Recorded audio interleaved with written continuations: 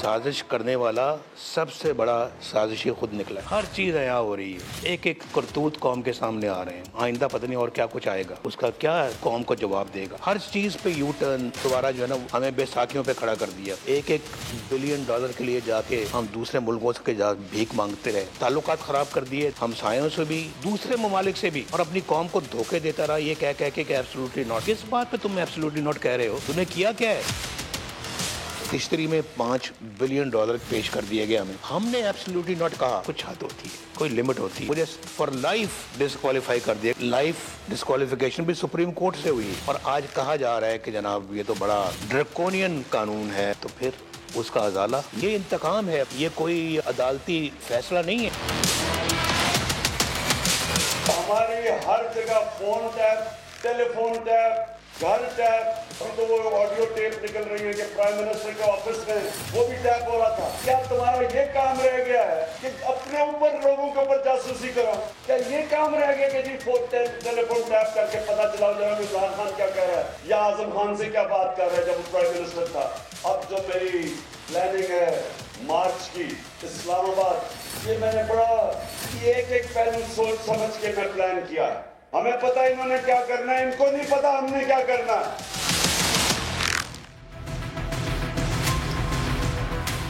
अस्सलामुअलैकुम, आप देख रहे हैं प्रोग्राम 7 से 8। मैं हूं सिद्रा मीर। प्रोग्राम का आगाज करते हैं। नाज़रीन, चेयरमैन तहरीक इंसाफ इमरान खान की एक के बाद एक ऑडियो लीक हो रही है।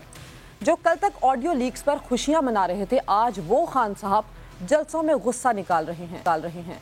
इमरान खान इस वक्त हैकर के किरदार को यकसर मुस्तरद करते हुए ये तासुर दे रहे हैं कि तमाम ऑडियोज मुल्की एजेंसीज लीक कर रही हैं। हालांकि यही इमरान खान साहब का दावा है कि ये सब इसलिए हो रहा है कि वो मौजूदा हुकूमत को तस्लीम नहीं कर रहे। हालांकि इससे पहले की अगर बात करें तो खान साहब पहले जिन ऑडियो के बारे में बात कर रहे थे, पहली ऑडियो जब लीक हुई थी तो वज़ीर-ए-आज़म पाकिस्तान की लीक हुई थी। ज़रा सुनते हैं कि खान साहब की हालिया ऑडियो लीक्स, मुबैना ऑडियो लीक जिस पर वो गुस्सा कर रहे हैं, उसमें खान साहब क्या कह रहे हैं। गलत फहमी हो गई है कि जनाब अब नंबर गेम पूरी हो गई है। ये नंबर ऐसा है नहीं। Don't think it is over, because अब तो देखिए 48 hours is a long time. इसमें बड़ी चीज़ें हो रही हैं। मैं अपनी तरफ से कई चालें चल रहा हूँ जो हम पब्लिक नहीं कर सकते। 5 तो मैं खरीद रहा हूँ ना, मेरे पास है 5 मैसेज देनी है कि वो जो 5 है ना, वो 5 बड़े इंपॉर्टेंट है। और उसको कहें कि अगर हमें वो 5 सिक्योर कर देना, वो वाला 5 वाला अगर 10 हो जाए तो हम ये गेम हमारे हाथ में।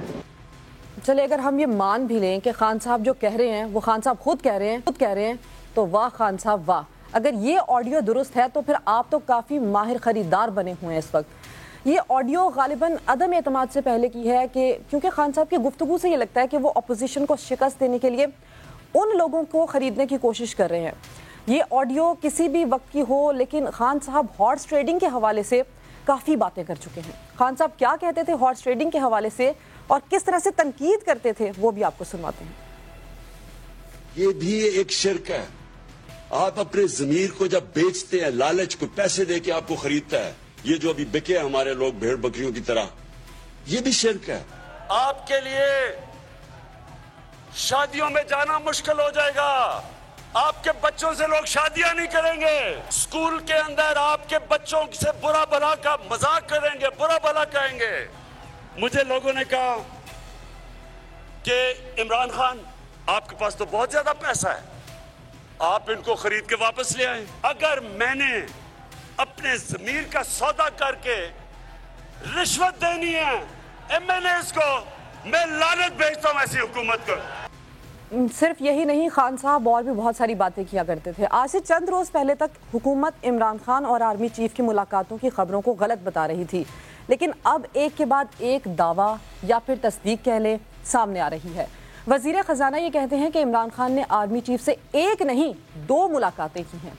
इन मुलाकातों का ऑफिशियली हुकूमत को बताया भी नहीं गया था और किसी ने नहीं। इन मुलाकातों के हवाले से वज़ीर ख़जाना इसहाक डार ने बात की है।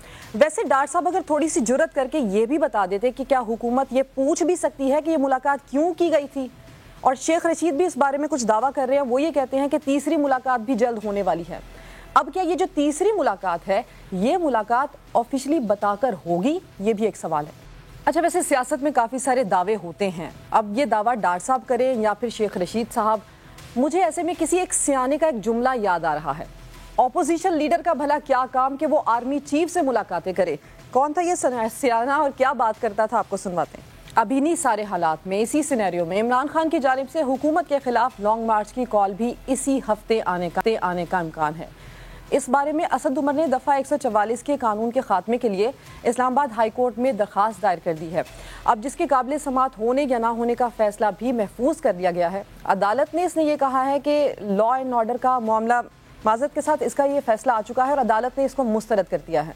اب دیکھنا یہ ہے کہ صورتحال کیا بنے گی، کیا اس کے اندر مداخلت ہو سکے گی نہیں ہو سکے گی. 2 روز قبل آرمی چیف نے تقریب سے خطاب میں بھی ایک بہت اہم پیغام دیا تھا. سپہ سالار نے کیا کہا تھا، کیا پیغام دیا تھا، وہ اپنے ناظرین کو سنواتے ہیں. Affected by fake news and political wrangling in the country. Respect the democratic institutions and be always ready to defend the territorial integrity, sovereignty and Constitution of Islamic Republic of Pakistan. The message is clear. The armed forces, with the support of our citizens, will never allow any country, group or force to politically or economically destabilize Pakistan. تو جناب یہ سارا scenario, ساری تصویر آپ کے سامنے رکھ دی ہے. اس پہ تجزیہ حاصل کریں گے، بات بھی کریں گے. PMLN سے ہمیں جوائن کریں گے علی گوہر بلوچ صاحب. اس کے ساتھ ساتھ پریزیڈنٹ اسلام آباد ہائی کورٹ شعیب شاہین صاحب ہمارے ساتھ ہوں گے، اور اسی پر مزید بات کرنے کے لیے ریٹائرڈ جسٹس ہمیں شائق عثمانی صاحب بھی جوائن کریں گے. تو پہلے علی گوہر بلوچ صاحب سے بات کر لیتی ہوں. علی گوہر بلوچ صاحب، یہ جو ایک کے بعد ایک آڈیو لیک ہو رہی ہے، اس کے بعد بہت سارے سوالات تو اٹھ رہے ہیں، بہت ساری باتیں بھی ہو رہی ہیں، ہر جانب سے ایک نیا الزام لگ رہا ہے، لیکن خان صاحب یہ کہہ رہے ہیں کہ یہ آڈیوز ایجنسی کی طرف سے لیک ہو رہی ہیں. آپ لوگ تحقیقات کیوں نہیں کرواتے، ان کا فورنزک کیوں نہیں کرواتے؟ بسم اللہ الرحمن الرحیم. دیکھیں بات یہ ہے کہ جب آڈیو لیکس خان صاحب دوسری پارٹی یا ہماری پارٹی میں سے کسی لیڈرشپ کی ہوئی ہے تو اس پر تو خان صاحب جلسوں میں بڑے تبصرے کرتے تھے. اب یہ نظام قدرت ہے. ویسے اگر بائی اینڈ لارج دیکھا جائے تو ہم نے ہمیشہ اس بات کی مذمت کی ہے. ظاہر ہے جس طرح سے پرائم منسٹر صاحب کی، شہباز شریف صاحب کی آڈیو لیک ہوئی تو ملکی سلامتی کا ایک ادارہ ہے پرائم منسٹر ہاؤس، اور ایک مطلب ہے کہ وہاں پر کوئی اگر اس قسم کا بریچ ہوتا ہے تو یہ تو میں سمجھتا ہوں کہ یہ پھر ہمارے ملک کے لیے بھی لمحہ فکریہ ہے اور ہماری ایجنسیز کے لیے بھی. لیکن اس کی تو ضرور تحقیقات ہونی چاہیے اور حکومتی لیول پر اس کا آپ کو پتہ ہے کہ کوشش کی بھی جا رہی ہے. لیکن سوال یہ اٹھتا ہے کہ جو خان صاحب کی آڈیو لیکس ہوئی ہیں، خان صاحب کے ویسے تو انہوں نے اپنی ہر بات پہ یو ٹرن لیا ہے اور اپنے ملک کو مطلب ہے کہ ملک میں ہمیشہ انہوں نے عوام سے اور بات کی اور ان کا عملی طور پر کردار اس سے بالکل برعکس اور مختلف رہا ہے. لیکن آج خان صاحب کے چہرے پر جو انہوں نے ماسک لگایا ہوا تھا، جو چہرے کے اوپر نقاب اوڑھا ہوا تھا، وہ مکمل طور پر اٹھ گیا ہے. جب ان کے خلاف عدم اعتماد کی تحریک ہوئی تو آپ نے دیکھا کہ کس طرح سے وہ باتیں کر رہے ہیں، لوگوں کو خریدنے کی باتیں کر رہے ہیں، اور دوسرے لوگوں کو وہ تانا دیتے تھے کہ بھائی وہ تو کہتے تھے یہ تو شرک ہوتا ہے. تو وہ مریم نواز صاحبہ نے ٹھیک کہا نا کہ پھر سب سے بڑے مشرک تو عمران احمد نیازی صاحب ثابت ہوئے. پھر یہ دوسری بات کہتے تھے کہ اگر یہ خریدنے کی باتیں درست ہیں، چونکہ اب یہ آڈیو آ بھی چکی ہے، تو حکومت اس کے اوپر کیا ایکشن لے سکتی ہے؟ الیکشن کمیشن سے رجوع کریں گے آپ؟ دیکھیں بات یہ ہے کہ بالکل اس کا ہماری پارٹی جو ہے وہ بیٹھ کر اور حکومت جو ہے اس کا جائزہ لے رہی ہے کہ اس کی قانونی طور کے اوپر کون کون سے پہلو ہیں جن کا احاطہ کیا جا سکتا ہے، اور یقینی طور پر خان صاحب کو کٹہرے میں لایا جائے گا.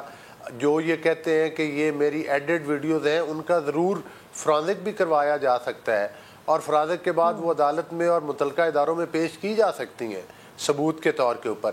کہ دیکھیں نا، خان صاحب نے ایک ملک میں انتشار پھیلایا اور ان کا موقف یہ تھا کہ میرے خلاف سازش ہوئی ہے.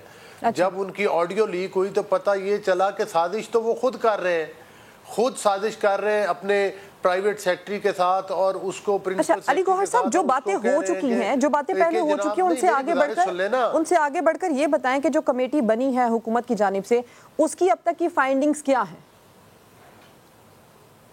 دیکھیں ابھی تک وہ اس پر کے اوپر کام کر رہے ہیں. ابھی انہوں نے اپنی فائنل فائنڈنگز نہیں بھیجی، وہ عوام کے سامنے آ جائیں گی جس طرح ہی اس کی ڈیٹیل رپورٹ آئے گی. لیکن قابل ذکر بات یہ ہے کہ ملک میں پچھلے 3-4 مہینوں میں خان صاحب نے پورا ایک کورام مچایا ہوا ہے اور لوگوں کو منتشر کرنے کی کوشش کر رہے ہیں. آپ نے یہ دیکھیں کہ خان صاحب نے سرے عام اپنی زبان کے ساتھ کس طرح سے ہمارے ملک کی سلامتی اداروں کے اوپر نہ صرف گالم گلوچ کی بلکہ اپنی بریگیڈ کے ذریعے کروائی اور یہاں تک کہ اپنے لوگوں کے ذریعے یہ تک کہلوایا کہ جس طرح سے خدا نخواستہ آرمی کے اندر وہ مطلب ہے کہ آپس میں لڑوانے کی کوشش کر رہے ہیں اور بغاوت کروانے کی کوشش کر رہے ہیں. یہ جو کچھ شہباز گل نے کیا وہ خان صاحب کی زبان بول رہے تھے. تو گزارش کرنے کا مقصد یہ ہے کہ خان صاحب کو جو ہے اب وہ وقت آ گیا ہے اور جس طرح سے کہ آرمی چیف صاحب نے بیان دیا ہے اچھا علی گوہر صاحب یا جتھا ہو یہ میں سنوا چکی ہوں. دی جا سکتی. علی گوہر صاحب بالکل یہ جو آپ بات کریں یہ میں سنوا چکی ہوں. شائق عثمانی صاحب بھی جوائن کر چکے ہیں. شائق عثمانی صاحب پی ٹی آئی نے اسلام آباد ہائی کورٹ میں دفعہ 144 چیلنج کرتے ہوئے اسے غیر آئینی قرار دیا تھا لیکن اب عدالت نے اسے یہ کہہ کر خارج کر دیا کہ پنجاب اور کے پی میں ان کی حکومتیں ہیں پہلے وہاں جا کر یہ قانون اسمبلی سے ختم کروائیں پھر عدالت آئیں. اب یہ بتائیں کہ لا اینڈ آرڈر کا معاملہ ایگزیکٹو نے دیکھنا ہے جس میں عدالت کبھی مداخلت نہیں کرے گی. اب پی ٹی آئی انتظامیہ اور لانگ مارچ کی اجازت نہیں دیتی اگر انتظامیہ ان کو تو ان کے پاس لیگلی کیا آپشن آگے بچا ہے یہ آگے کیا کر سکتے ہیں؟ دیکھیے جہاں تک کہ سیکشن 144 کی بات ہے وہ جس بیسس پر ہائی کورٹ نے اس کو مسترد کیا وہ تو خیر جو آپ کہہ رہی ہیں وہ بھی صحیح ہے لیکن جو قانونی پہلو ہے اس کا یہ ہے انہوں نے یہ کہا کہ پہلی بات تو یہ کہ آپ اگریو پارٹی نہیں ہیں کیونکہ کوئی آدمی پٹیشن لے کے نہیں جا سکتا جب تک کہ وہ اگریو پارٹی نہ ہو. تو اگریو پارٹی نہیں ہے. دوسری بات انہوں نے یہ کہا کہ اس میں ہیومن رائٹ فنڈامنٹل رائٹس کی وائلیشن کی کوئی بات نہیں ہے کیونکہ آپ کا تو کوئی رائٹ وائلیٹ نہیں ہوا. جب وائلیٹ تو سخت ہوا اگر سیکشن 144 غلط طریقے سے استعمال ہو تو یہ جو قانونی نقطہ یہ جو ہے نا جس کی بیسس پر انہوں نے اس کو مسترد کر دیا. اب آپ کا دوسرا سوال کیا تھا کہ ان کے پاس اور کیا آپشن ہے پی ٹی آئی کے پاس؟ اب شائق عثمانی صاحب لانگ مارچ کے لیے اگر یہ جاتے ہیں انتظامیہ ان کو اجازت نہیں دیتی تو پھر آگے پی ٹی آئی کے پاس آپشن کیا بچتا ہے؟ دیکھیے اگر یہ لانگ مارچ میں جانا چاہتے ہیں تو کورٹ نے کہا کہ جی بڑے خوشی سے آپ جائیے لیکن جو اس کا طور طریقہ سپریم کورٹ کی پہلی ایک ججمنٹ بھی ہے اور باقی جو طور طریقہ ہے اس کو آپ آبزرو کریں پرمیشن دیں اور کریں سب کچھ.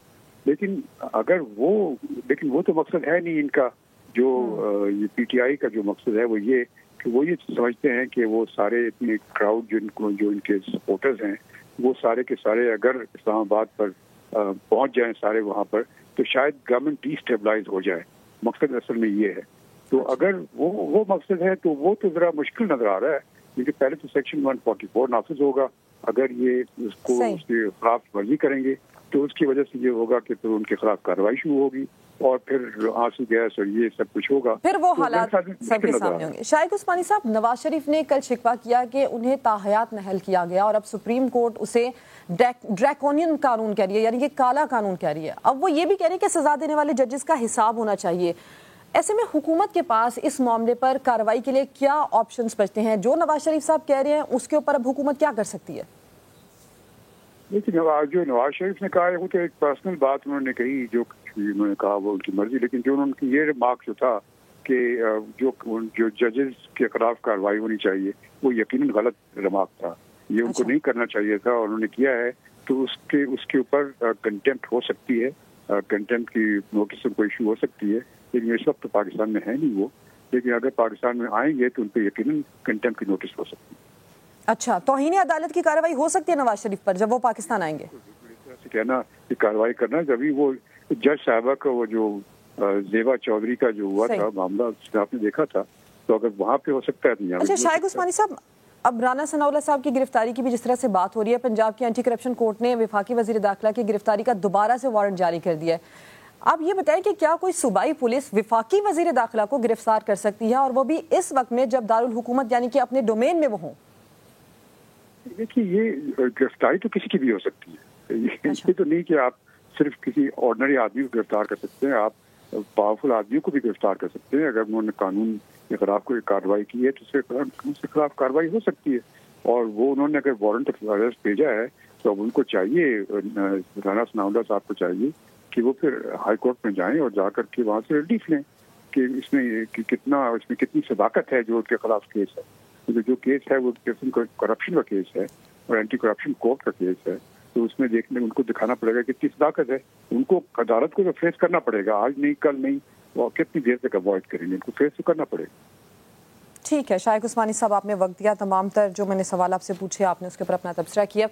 شعیب شاہین صاحب, آپ نے گفتگو سنی, اس پر بھی کوئی کامنٹ آپ کرنا چاہیں تو کیجیے گا. دوسری بات یہ کہ خان صاحب جو آڈیو لیک ہو چکی ہیں اس کو ایڈیٹڈ کہہ رہے ہیں, بگڈ کہہ رہے ہیں. عدالت جانے کے حوالے سے کیا مشاورت ہو رہی ہے, اس پر کیا پیش رفت ہو رہی ہے, وہ شیئر کیجیے ہمارے ساتھ. دیکھیں, پہلی بات تو جو 144 کے حوالے سے آپ نے بات کی, اس اور دھرنا کے حساب سے عمران خان صاحب کے پاس یا پی ٹی آئی کے پاس کیا آپشن ہے. آپ کو یاد ہوگا میں نے بطور صدر اسلام آباد high court bar petition file کی تھی, شائق عثمانی صاحب نے بڑی خوبصورت باتیں بتائی ہیں آپ کو. سپریم کورٹ میں اس نے گائیڈ لائنز دے دی تھی, اس پہ میں نے یہ کلیم کیا تھا کہ جی ایک تو یہ ہے کہ فیض آباد دھرنا کیس کی روشنی میں گورنمنٹ کو یہ کوئی اختیار نہیں ہے کہ آپ ہائی ویز بند کر دیں, آپ یہ کنٹینر لگا دیں, یہ کر دیں, وہ کر دیں, یا کسی پارٹی کو بھی یہ اختیار نہیں ہے کہ وہ راستے بند کر دیں اور عام لوگوں کے جو حقوق ہیں, جو فنڈامنٹل رائٹس ہیں, ان کو وائلیٹ کریں. یہ دونوں کے اوپر پابندی ہونی چاہیے. اور سپریم کورٹ نے بڑی ڈیٹیل ریزننگ کے ساتھ ایک ججمنٹ دی ہے, اور وہ ججمنٹ فیلڈ میں ہے, اور اس کے پرنسپلز بھی طے کر دیے تھے. بلکہ انہوں نے موجودہ ارینجمنٹ, یہی موجودہ گورنمنٹ تھی, یہی پی ٹی آئی تھی, اور یہی ایڈمنسٹریشن تھی جس میں آئی جی بھی یہی تھے, جس میں شاید چیف کمشنر اس وقت مختلف تھے. تو انہوں نے ان سب کو بلا کر کے پابند کیا تھا کہ آپ جگہ دینے کے پابند ہیں, ان کو پابند کیا تھا کہ آپ راستے نہیں بلاک کریں گے, اور آپ کو پورا اختیار ہے اپنے فنڈامنٹل رائٹس کے مطابق پروسیڈ کرنے کا.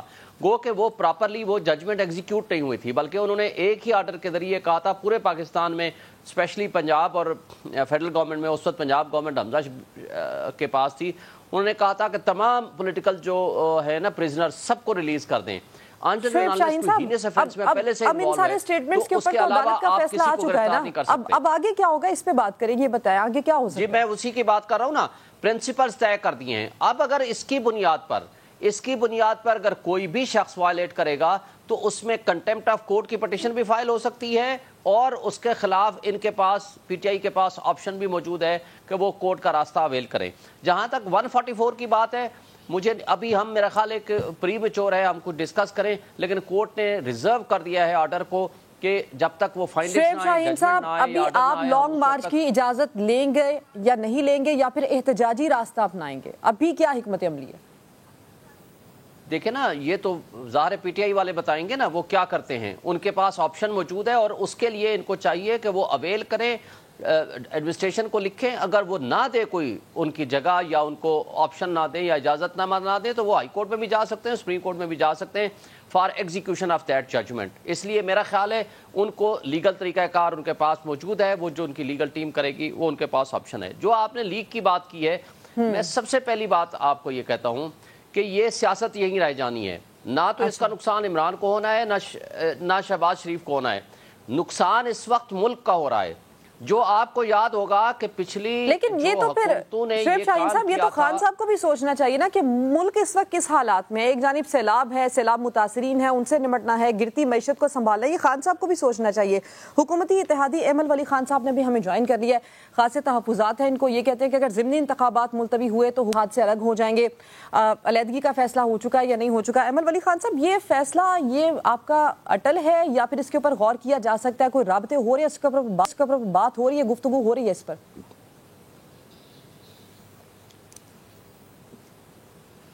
جی شکریہ بی بی موقع دینے کے لیے. دیکھیں ہمارے تو رابطے ہیں, اور ہمارا اصل میں پوری بات یہ ہے کہ یہ الیکشن اپنے ہی تاریخ پہ ہو جائیں. ابھی ہم بالکل قریب ہیں, اور انشاءاللہ تیاری بھی کی ہوئی ہے, اور ابھی جو ہم نے ارادہ کیا تھا اس ارادے کے تلے ہم بیزار جو ہماری قوم آ چکی ہے, ہم اس ٹولے کو بالکل گرانے کے قریب ہو چکے ہیں. پتہ نہیں ہمیں کیوں ایسے لگ رہا ہے کہ ابھی بھی اس کو کوئی بچا رہا ہے, لیکن اگر فیصلہ آئے گا تو ظاہر سی بات ہے کہ ہم نہ آج وہ فیصلہ ماننے کو تیار ہیں اور نہ کل تیار ہوں گے. ہمارے ساتھ اس فیصلے میں ایمل ولی صاحب, حکومت جو کر سکتی تھی وہ الیکشن کمیشن سے درخواست کر سکتی تھی. اب الیکشن کمیشن سے جس وقت فیصلہ آئے گا یہ ضمنی انتخابات ملتوی ہوں گے یا نہیں ہوں گے, اگر ملتوی ہو جاتے ہیں تو اس صورت میں آپ حکومت سے الگ ہو جائیں گے, یہ فیصلہ آپ کر چکے ہیں؟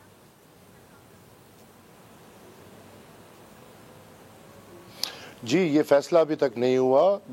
ظاہر سی بات ہے الیکشن کا ماحول تھا, جذبات میں میں نے ایک ٹویٹ کیا تھا, لیکن ہاں اگر جب یہ فیصلہ آئے گا تو پھر ہم عوامی نیشنل پارٹی اس پہ متفق ہے کہ ہم یہ فیصلہ ماننے کو نہیں تیار، اور پھر ہم بیٹھ کے مزید کیا کریں گے اس پہ ہم پھر سوچیں گے، پارٹی بیٹھ کے پھر کوئی فیصلہ کرے گی۔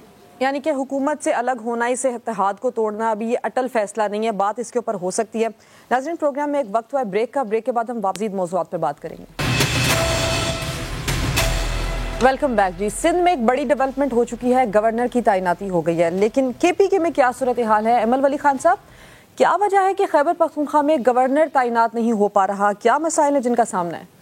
جی دیکھیں، ہم تو بار بار اپنے وفاقی حکومت کو جس کا ہم اتحادی ہیں، ہم تو ان کو بار بار کہہ رہے ہیں کہ یہ جو آبویسلی اس طرح کے عہدے ہیں ان کو جلد از جلد فل ہونے چاہیے، اور انشاءاللہ لگتا ہے کہ بہت جلد جس طرح سندھ میں حل ہو گیا ادھر بھی وہ مسئلہ حل ہو جائے گا۔ کوئی مشاورت چل رہی ہے اس پر؟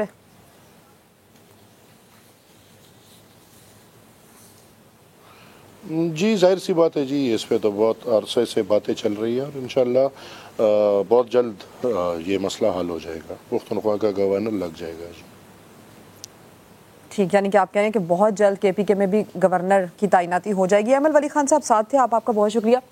علی گوہر بلوچ صاحب، ابھی بہت ساری اہم باتیں، بہت سارے اہم بیانات سامنے آ رہے ہیں، اسی میں ایک بات یہ بھی ہے کہ وزارت عظمیٰ سے عمران خان صاحب جب سے گئے ہیں اس کے بعد سے ان کو بہت ساری چیزوں کا خیال بھی آ رہا ہے، اس پر میں آپ سے بعد میں بات کروں گی۔ یہ جو اہم ملاقاتیں ہو رہی ہیں اس پر آپ ہمیں یہ بتائیں کہ یہ ملاقاتیں جو ہو رہی ہیں، اسحاق ڈار صاحب نے خود کہا ہے کہ آرمی چیف سے 2 ملاقاتیں خان صاحب کی ہوئی ہیں، حکومت کو آفیشیلی ان ملاقاتوں کے بارے میں کیوں معلوم نہیں ہے؟ اور اب شیخ رشید کہہ رہے ہیں کہ تیسری ملاقات ہونے جا رہی ہے، اس تیسری ملاقات کے بارے میں کچھ پتہ ہے آپ کو؟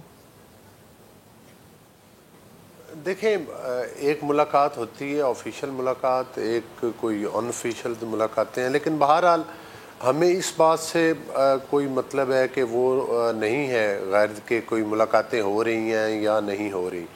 یہ مطلب ہے کہ خان صاحب کا یا شیخ رشید صاحب تو اس قسم کے بیانات ہمیشہ غیر سنجیدہ قسم کے دیتے رہتے ہیں، لیکن بالکل ڈار صاحب نے یہ کہا ہے کہ 2 ملاقاتیں ہوئی ہیں اور وہ ان آفیشیل ہوئی ہیں، اور اس کے اوپر تو مطلب ہے کہ ظاہر ہے اگر کوئی ادارہ آفیشلی اناؤنس کرے تو پھر ہی تبصرہ کیا جا سکتا ہے۔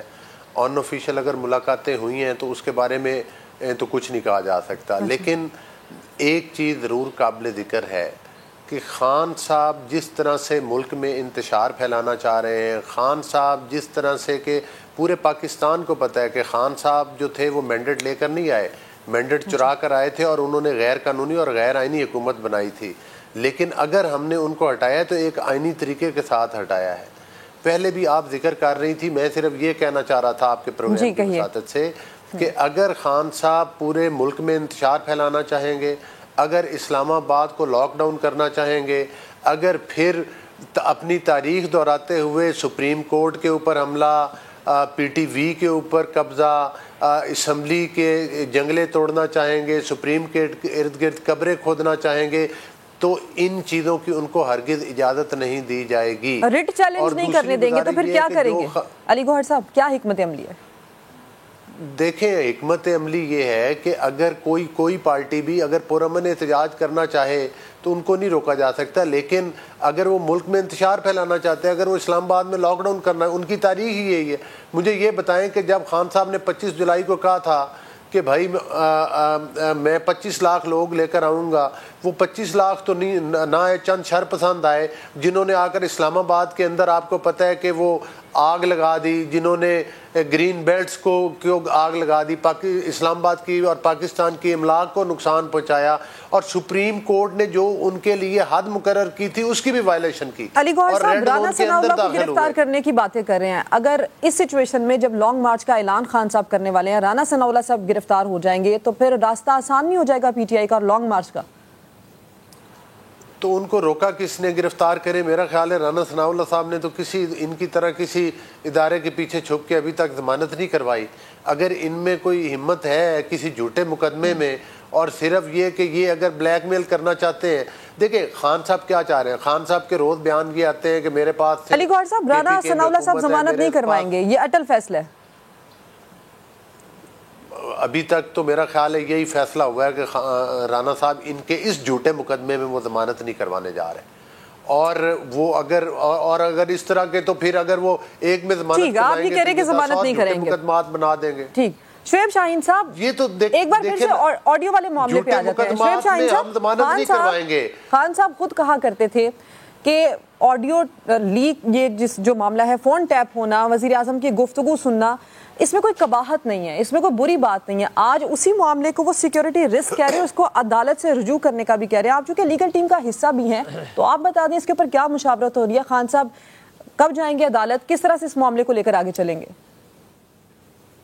دیکھیں پہلی بات صرف ایک بات کر کے آگے چلوں گا. جو 25 جولائی والی بات کر رہے تھے گوہر بلوچ صاحب کو میں یاد دلا دوں, یہ 25 مئی ہے پہلی بات. دوسری بات یہ ہے کہ انہوں نے پرامن مارچ کی اجازت نہیں دی تھی. صرف لاہور میں 500 وکیل گرفتار کیے تھے اور ان پہ تشدد بھی کیا تھا اور لوگوں کی چادر چار دیواری کا تحفظ بھی پامال کیا تھا. اس سے آگے اگر آپ کہیں کہ عمران خان کو انہوں نے جھوٹا مقدموں میں نہیں ملوث کیا, 25 FIR کاٹی ہیں پچھلے 5 مہینوں میں پولیس نے. تیسری بات, رانا ثناء اللہ صاحب کے خلاف کرپشن چارجز ہیں, اس میں عدالت نے اس کے خلاف وارنٹ آف ارسٹ جاری کیا ہے. وہ اس میں ضمانت نہیں کرائیں گے تو ظاہر گرفتار ہوں گے, ان کو کرانی چاہیے. رول آف لا کا یہی پرنسپل ہے.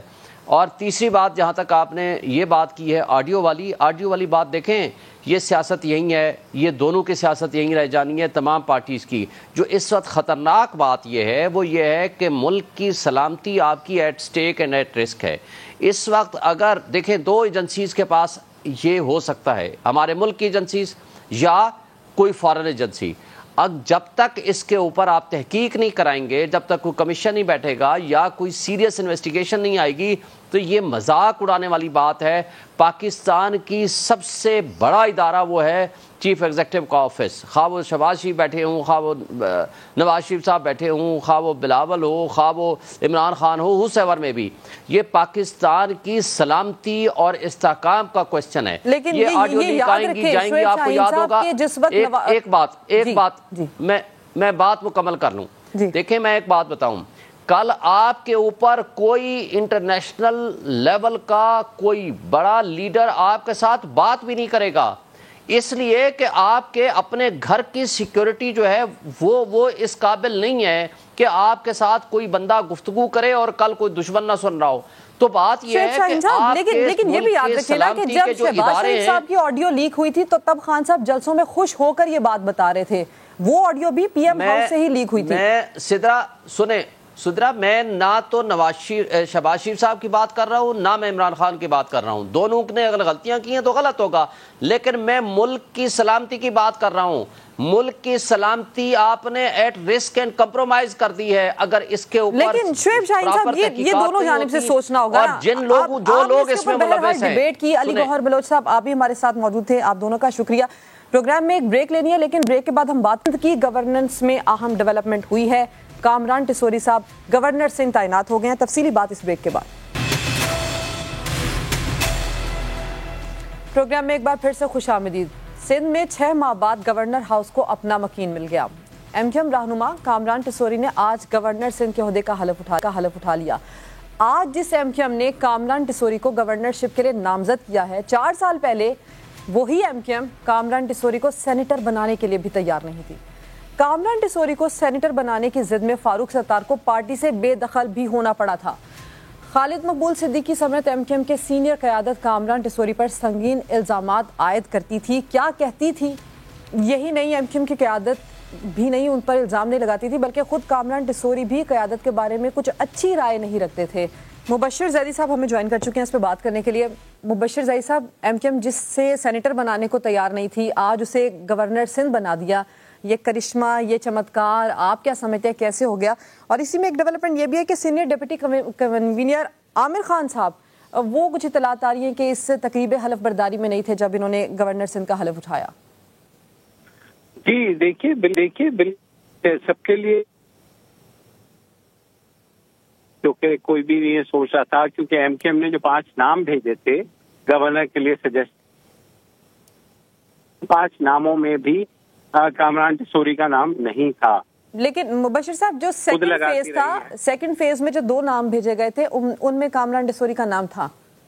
جی تو سیکنڈ فیز میں نا تو وہ ظاہر ہے جو بھی ہوا تو کامران ٹسوری جو ہیں بیسیکلی اپنے پیسے کے بل بوتے پر انہوں نے खुद को अंदर जो है वो घुसा लिया। अब जब ان کو کنوینر بنا دیا گیا تو ظاہر ہے پارٹی کے اندر خاصی اس کے خلاف بھی جو ہے آپ نے آوازیں اٹھتی ہوئی سنی، اور پھر یہ کہا گیا کہ یہ فیصلہ قابل قبول نہیں ہوگا۔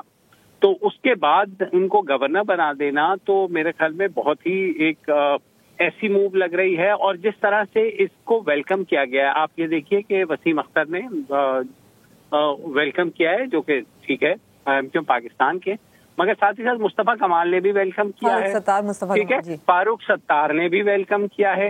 تو لگ رہا ہے کہ یہ کسی لارجر پلان کا حصہ ہے جس کے تحت جو ہے ایم کیو ایم کو کے جو فیکشنز رہ گئے ہیں، مطلب جو شاید الگ الگ ہو کے ان یہ ویسے جس لارجر پلان کی آپ بات کریں کیا ہو سکتا ہے؟ ایم کیو ایم کے جو ٹکڑے ہو گئے ہیں جس میں پی آئی بی، بہادر آباد، پاک سرزمین اور دوسرے، تو ان کا ایک ایسا کوئی دوبارہ سے ایم کیو ایم بنائی جائے جو کم از کم آنے والے الیکشنز میں پی ٹی آئی کا راستہ روک سکے یا دوسری جماعتوں کا راستہ روک سکے۔ مجھے نہیں لگتا کہ ویسے یہ ممکن ہو پائے گا، کیونکہ جو ایم کیو ایم کی اس وقت سٹینڈنگ ہے وہ بہت ہی زیادہ کمزور ہے، اور اگلے الیکشنز میں شاید انہوں نے جتنی سیٹیں لی تھی کراچی حیدرآباد سے وہ اس سے آدھی بھی نہ لے پائے۔ صحیح، لیکن آپ پھر بھی یہ کہہ رہے ہیں کہ ایک لارجر پلان ہے اور اس میں کامران ڈسوری ایک برج کا حصہ کردار ادا کر سکتے ہیں۔ یہ پلان کس کا ہے؟ کون بنا رہا ہے یہ پلان؟ دیکھیے کراچی کا پلان جو ہے وہ بھائی لوگوں کے علاوہ تو کوئی بناتا نہیں ہے، آپ کو بھی یہ پتا ہے، اور اب یہ دیکھنا ہے کہ اس میں آصف علی زرداری بھی آن بورڈ تھے کہ نہیں تھے۔ تو یہ جو اور میں ظاہر ہے خود سے یہ بات نہیں کہہ رہا ہوں، ایک تو معلومات کی بنا پر، پھر بہت سے صحافی کالمز میں یہ بات آج سے 10 دن پہلے لکھ چکے تھے کہ ایسی ٹیلی فون کالز کر کے ان کو پہلے کنوینر بنایا گیا، جب وہاں سے اعتراض آئے تو وہی فون کالز کرنے والوں نے کہا کہ ٹھیک ہے پھر ہم ان کو گورنر بنا دیتے ہیں۔ اس کا مطلب ہے کہ ایم کیو ایم پاکستان کے علم میں تھا کہ ایسی کوئی بات ہو رہی ہے۔ شارٹلی مبشر زئی صاحب یہ بتا دیں کہ اب ضمنی الیکشن ہونے جا رہے ہیں تو اس میں کامران ڈسوری کے بعد فائدہ پہنچے گا ایم کیو ایم کو یا نقصان پہنچے گا؟ کیونکہ عوامی تاثر ایم کیو ایم نے خود نہیں دیا اچھا کامران ڈسوری کے حوالے سے۔ جی بالکل، جیسے میں کہہ رہا ہوں، میں تو آپ کو بتا رہا ہوں کہ عام انتخابات میں ایم کیو ایم شاید وہ کارکردگی نہ دکھا پائے جو اس نے گزشتہ عام انتخابات میں دکھائی تھی۔ تو ضمنی الیکشن میں تو آپ بھول جائیں کہ ایم کیو ایم جو ہے وہ کوئی کسی بھی قسم کا ٹکر دے آپ کا آ گیا۔ مبشر زیدی صاحب نے آپ کا شکریہ۔ ناظرین، پروگرام کا وقت ختم ہو گیا، کل ایک بار پھر سے آپ کے سامنے حاضر ہوں گے۔ اللہ حافظ۔